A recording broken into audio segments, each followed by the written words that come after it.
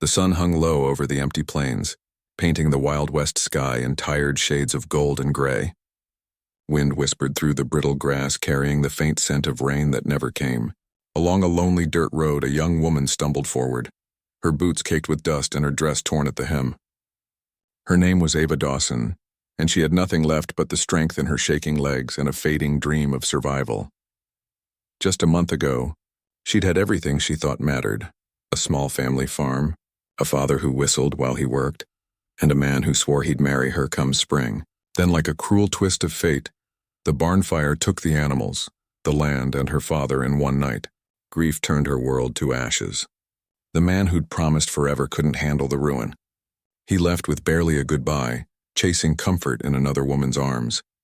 Now, with blistered feet and a heart splintered beyond repair, Ava wandered west with no destination. Every step felt heavier than the last. Her canteen had run dry days ago. Her stomach twisted with hunger, and the ache of loneliness pressed against her ribs like a cold hand. She tried not to cry. Tears only made the dust cling harder to her skin, but sometimes, when the wind howled across the open fields, she couldn't help it. As dusk crept closer, she spotted something in the distance, a fence line stretching across the land like a promise. Beyond it stood a sprawling ranch, worn and weather-beaten but alive. Smoke rising from the chimney, horses grazing near the barn. The sight pulled a trembling breath from her chest. She didn't know who lived there, but maybe, just maybe, they'd have mercy enough to share a little water, or a kind word. Ava pushed through the gate, her legs wobbling beneath her. Each step across the yard felt like walking through a dream. She barely noticed the sound of hooves until a deep voice cut through the silence. "Who's out there?" The voice was low, edged with authority and caution. Ava froze. A horseman rode out from behind the barn, tall, broad-shouldered, his hat pulled low against the sun. He reined in his stallion and studied her with wary eyes the color of storm clouds. His coat was dusted from the trail, his face shadowed with a few days' worth of stubble, and his expression, though calm, spoke of a man who'd forgotten how to smile. Ava tried to speak, but her voice cracked. "Please, I just need a drink of water." The man didn't move for a long moment. Then, with a slow exhale, he dismounted and walked toward her. She felt his presence before he even reached her, the quiet strength in the way he moved, the way his boots met the earth with deliberate steps. When he finally stood close enough for her to see his eyes, she saw something unexpected. Not suspicion, but loneliness. He looked her over, dust-covered, pale, trembling. "You're half dead," he muttered, more to himself than her. Without another word, he reached for her arm, steady but gentle. "Come on, let's get you inside." Ava wanted to thank him, to say something kind, but the words tangled in her throat. Her vision blurred, the world spinning in shades of light and shadow. The last thing she saw before darkness claimed her was the rancher's steady hand on her shoulder and the faint, unexpected softness in his eyes. When she woke later, she would learn his name, Cole Walker, a man who'd built walls higher than any mountain. But in that moment, all she knew was this. For the first time in a long while, someone hadn't turned her away, and that was enough to make her believe, just barely, that maybe life wasn't done with her yet. When Ava woke, the first thing she felt was warmth, a blanket tucked around her shoulders, the scent of coffee drifting through the air and the low crackle of fire. For a moment she thought she was dreaming, back in her father's farmhouse before the world had burned. But then her eyes fluttered open, and she saw wooden beams above her, rough-hewn and familiar in a way that spoke of hard work, not comfort.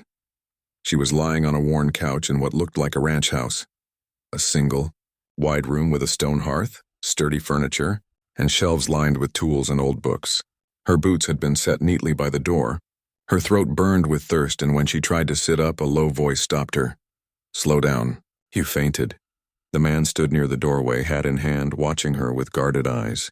He looked even taller in the daylight, shoulders broad beneath a faded shirt, dark hair messy from the wind. There was something about him, steady, deliberate, but distant, as if he'd built an invisible fence between himself and the rest of the world. Ava tried to find her voice. You brought me inside," he nodded once. "Couldn't leave you out there. You were half dead." His tone wasn't cruel, just matter-of-fact, as though he'd long since stopped expecting thanks. He poured a cup of water and handed it to her, his calloused hand brushing hers briefly. She drank slowly, feeling the liquid soothe her cracked lips and dry throat. "Thank you," she whispered. He said nothing, just turned back toward the window where the sunlight spilled across the floorboards. After a moment, she asked softly, "What's your name?" "Cole Walker." The name suited him, strong, simple, and edged with silence. "I'll go," Ava said quickly, sensing she'd already overstayed her welcome. "I didn't mean to intrude. I just needed water. I can work for it, clean, mend anything." Cole turned, eyes narrowing slightly. "You can barely stand. You're not going anywhere till you can walk straight." Something in his voice made her stop arguing. There was no harshness in it, only the quiet firmness of a man who meant what he said. She hesitated. "I don't want to be a burden." "You're not," he said shortly, though his eyes flickered with something she couldn't name. "Maybe guilt, maybe memory. There's soup on the stove. Eat before it gets cold." As he moved toward the door, she noticed the way he paused for a moment, as if debating whether to say more. But he didn't. He stepped outside, closing the door behind him with careful restraint, like a man who didn't trust himself around too much kindness. Ava watched him through the window as he crossed the yard, his dog trailing at his heels. He moved with a quiet grace, tending to the horses, checking the fences, like someone who found safety in routine. She could tell he'd been alone a long time. Even his silence had weight to it. When she finally ate, her hands trembled so badly she could hardly lift the spoon. The food tasted simple: beans, broth, a touch of salt, but to her it was the richest thing she'd had in months. As night fell, Cole returned briefly to light another lamp. "There's a room upstairs," he said gruffly. "You can sleep there tonight. Door locks from the inside." "Why?" she asked softly. He hesitated in the doorway, then said without looking at her, "Because you don't know me." And that's reason enough. Ava watched him go, her heart tightening with something unfamiliar. Gratitude, maybe, or the quiet ache of recognizing another broken soul. Outside, the wind howled across the ranch, carrying the scent of rain and dust. Inside, two strangers sat on opposite sides of a wooden wall, each pretending not to feel the strange pull that whispered through the silence. Neither of them knew it yet, but something had already begun to shift, something soft and dangerous and full of hope. The next few days settled into a rhythm, a fragile, wordless rhythm that neither Ava nor Cole dared disturb. She woke before sunrise, her body still weak but growing stronger each morning. The house always smelled faintly of coffee and hay.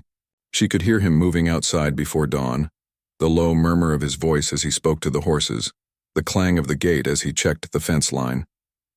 Cole didn't speak much, and Ava didn't ask questions. They moved around each other like two ghosts, sharing the same space, careful, quiet, almost invisible.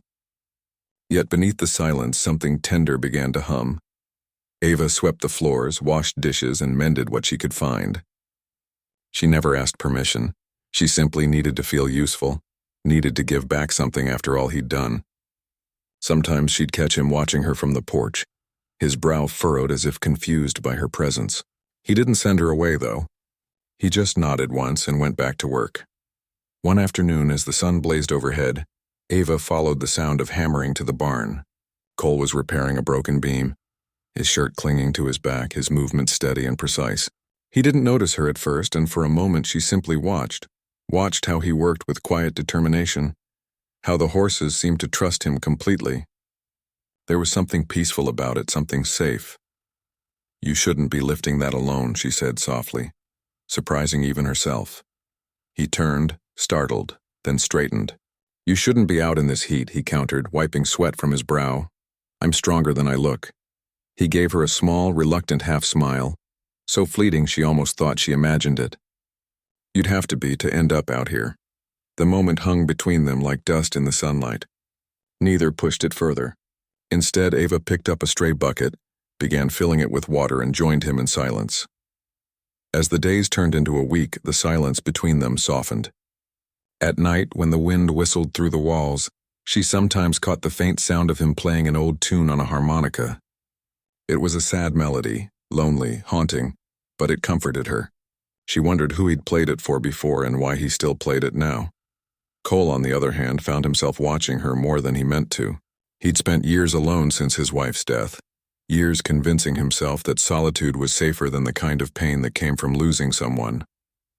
Yet this quiet, stubborn woman who'd appeared at his gate stirred something he'd buried long ago. He noticed how she hummed softly while she worked, the tune changing with her mood.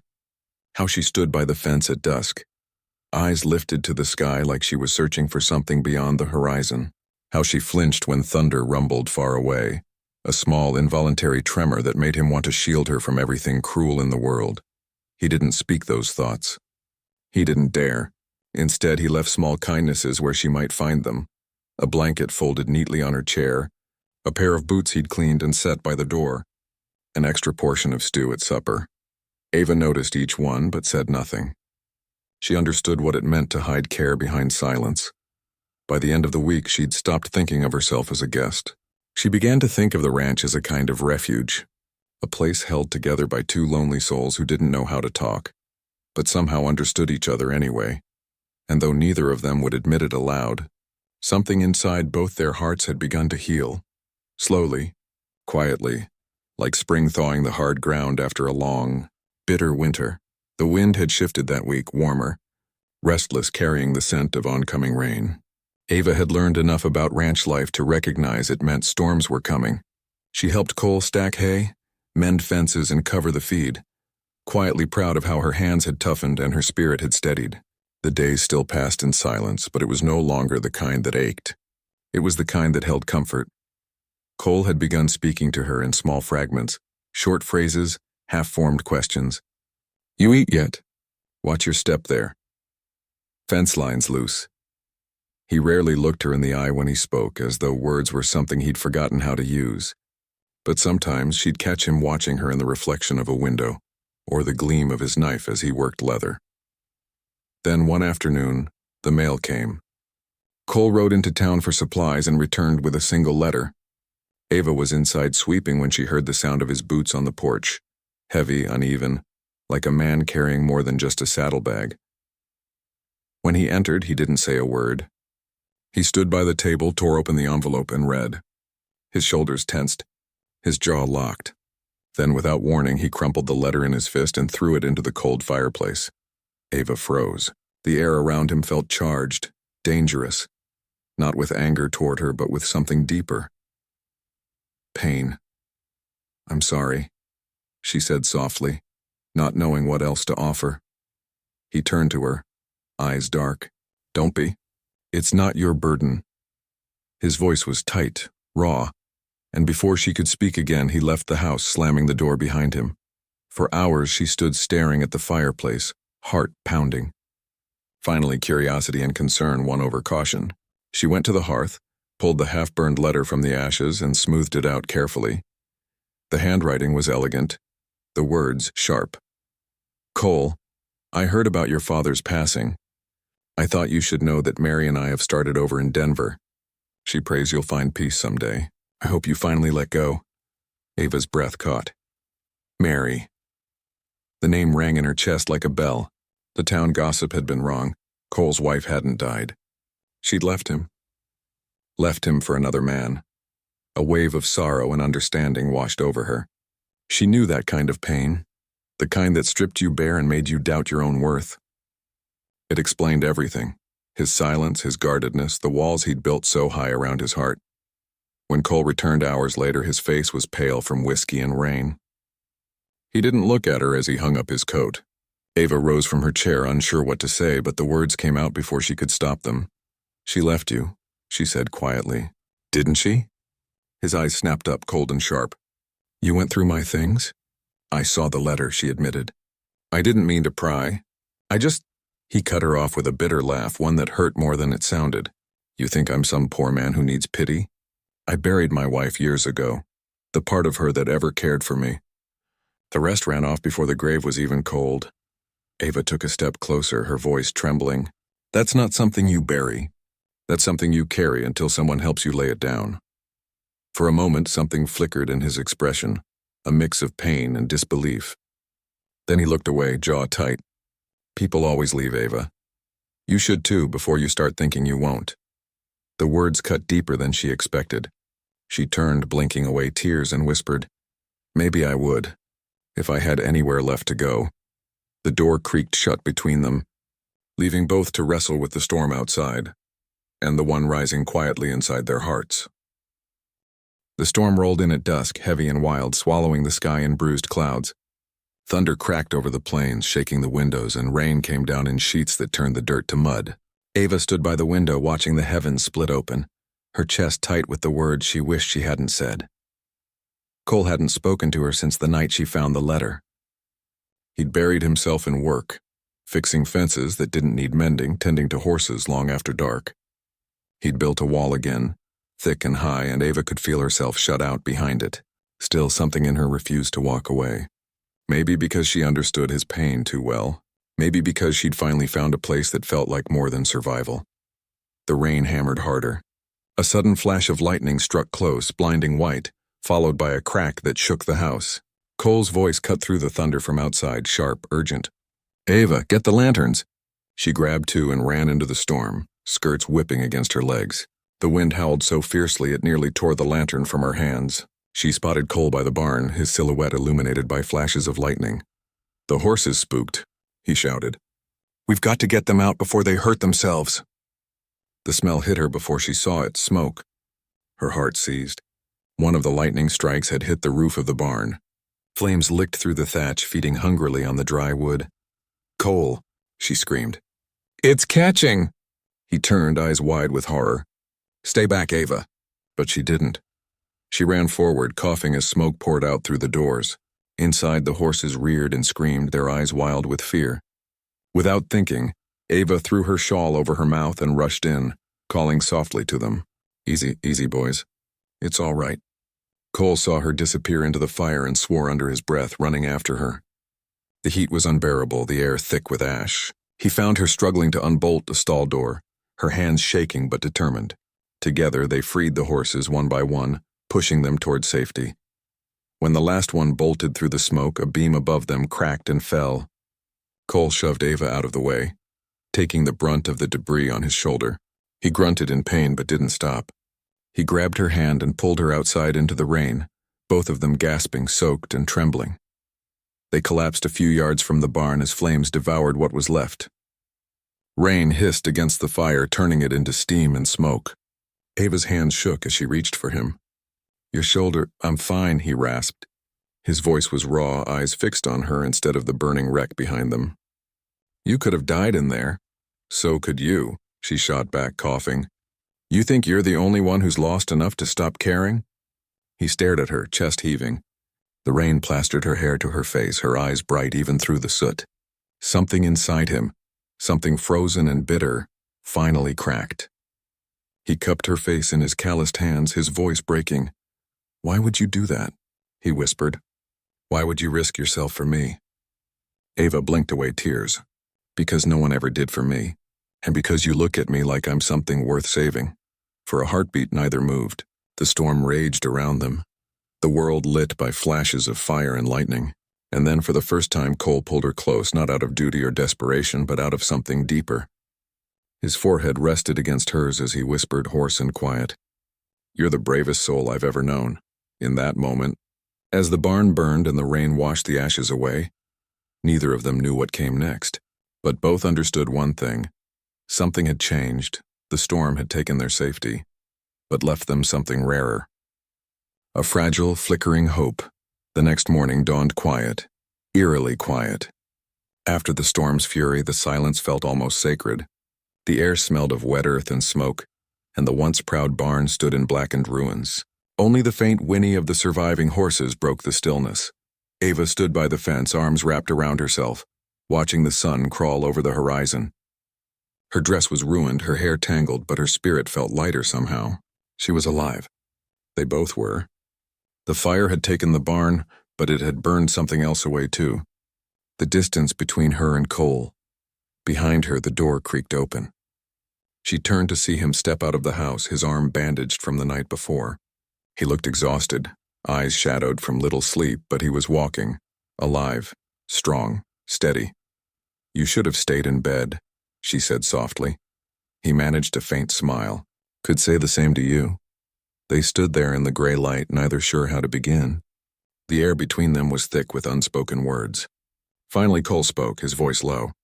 "You saved those horses, and you saved me from losing more than a barn." "I just did what needed doing," she replied, her eyes on the field. He shook his head. "No, you did more than that. I ain't had anyone run toward me in a long time, Ava." Her throat tightened. "Then maybe you've been looking the wrong direction." He blinked, taken aback, and she turned away, hiding her tears behind a shaky smile. The wind carried the scent of damp ashes and wildflowers, a strange mix of death and rebirth. They spent the morning side by side, clearing debris, speaking in quiet fragments. Cole's usual reserve had softened. He didn't bark orders or retreat into silence. Instead, he worked beside her, matching her pace, handing her tools without being asked. Once, when she stumbled on a loose board, his hand shot out to steady her, lingering a second longer than it needed to. By noon, they rested under the porch, sharing coffee that tasted faintly of smoke. Ava glanced at him, noticing the small scar above his brow, the streaks of gray at his temples, the way his eyes, once so guarded, looked different now. Open, if only a little. "Cole," she began hesitantly, "about what you said the other night, about people leaving." He looked away, jaw tightening. "I shouldn't have said that." "But you meant it," she said gently. "And I understand. I've been left too. Sometimes it feels easier to expect it than to hope for anything else." He was quiet for a long time, the rain dripping softly from the eaves. Then with a sigh, he said, "When Mary left, it near killed me. I built this place up just to have something solid to stand on. But the truth is, I've just been hiding behind it ever since." Ava nodded. "We both lost homes. We both ran. But maybe," she hesitated, searching his face, "maybe this isn't where the running ends. Maybe it's where it slows down." Cole turned toward her, something vulnerable flickering in his gaze. "You think two broken people can build something that lasts?" "I think they're the only ones who know how," she whispered. The words hung in the air, trembling with honesty. He didn't answer, but his hand brushed hers on the porch railing, rough and warm. He didn't pull away. Neither did she. The day passed quietly, the sun melting into a golden haze. That night, when Ava blew out her lamp, she could still feel the ghost of his touch on her skin, and downstairs Cole sat by the dying fire, staring at the empty chair across from him. For the first time in years, he didn't feel alone. He didn't feel hollow. He felt something terrifying and wonderful taking root, something that might one day be called love. The days after the fire passed in a kind of golden stillness. The sky was clear, the air softer. The land around the ranch, charred and scarred, began to bloom again. Tiny shoots of green pushed through the ash, stubborn and alive. Ava couldn't help but see herself in them. She had started humming again without realizing it. Little tunes while she washed dishes or fed the horses, her voice blending with the soft rustle of wind in the grass. And though Cole still didn't say much, his silence had changed. It wasn't the heavy kind anymore, it was calm, steady, the kind that made her feel safe instead of shut out. But even the gentlest peace is fragile. One morning, Ava found herself packing. Her few belongings, an old shawl, a worn comb, and the small locket that had survived the fire at her father's farm, fit easily into a satchel. She wasn't sure why she was doing it. Maybe because she'd stayed too long already. Maybe because every time she looked at Cole, she saw a man still haunted by ghosts, and she feared becoming one of them. When she stepped out onto the porch, the sunrise painted the sky in soft pinks and golds. Cole was out by the corral, mending a fence with his dog at his side. She stood there for a long while, memorizing him, his quiet strength, his broad shoulders, the way the morning light softened the lines of his face. Then she turned and whispered, "Goodbye." She made it to the end of the path before she heard his voice. "Ava." She froze. When she turned, he was walking toward her, dust swirling around his boots. There was something in his eyes she hadn't seen before. Fear, maybe, or the desperate kind of courage that comes from realizing you're about to lose something that matters. "You leavin'?" he asked, his voice rough, unsteady. She swallowed hard. "I was going to. I figured you didn't need anyone hanging around." He took a breath like the air itself hurt to swallow. "You figured wrong." Ava's heart thudded painfully. "Cole, you don't owe me anything. You've already given me more kindness than I ever thought I'd find again." He stepped closer, shaking his head. Kindness? That's not what this is. His voice cracked, low and broken. I've been angry at the world for a long time, Ava. Angry at Mary for leaving, angry at myself for letting her. But you came walking through that storm, half-starved and scared, and somehow you made this place feel like home again. Her eyes filled with tears. You don't mean that. I do, he said fiercely. I mean every damn word. The wind caught her hair, brushing it across her face. She didn't move. Couldn't. He took one more step, close enough for her to feel the warmth of him, to see the faint tremor in his hands. You don't have to keep running, Ava, not from your past, not from this place. Not from me, her breath hitched. Cole. He reached up, his thumb brushing away the tear that slipped down her cheek. Then in a voice softer than she'd ever heard, he whispered the words that would change everything. Stay. It wasn't a command. It wasn't even a plea. It was a promise, gentle, fragile, but full of meaning. A promise that she wasn't unwanted, that she wasn't alone anymore. Ava's lip trembled as she stared into his eyes. You sure? She whispered. Because if I stay, I won't leave. He smiled, just a faint, crooked thing, but it was real. That's what I'm counting on. She dropped the satchel.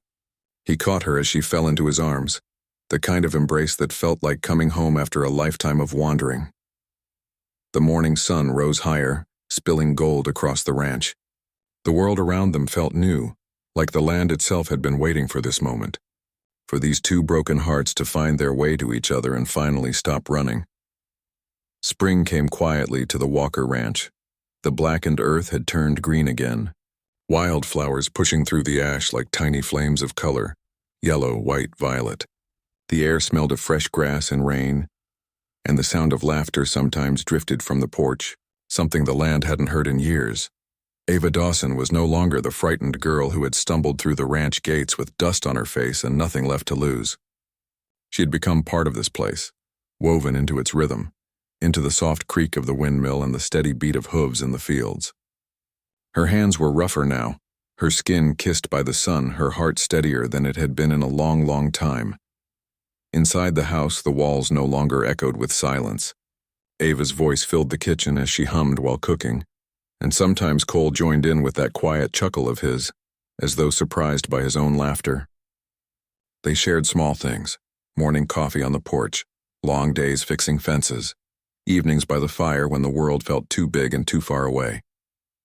For Cole, life had begun to feel new again. He still carried his grief, but it no longer chained him. Ava's presence had softened the edges of his solitude, turned the old house into a home again.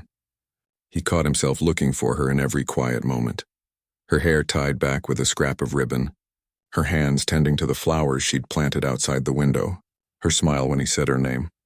One evening, as the sun dipped low and turned the sky to molten gold, Cole found her sitting on the fence, watching the horizon.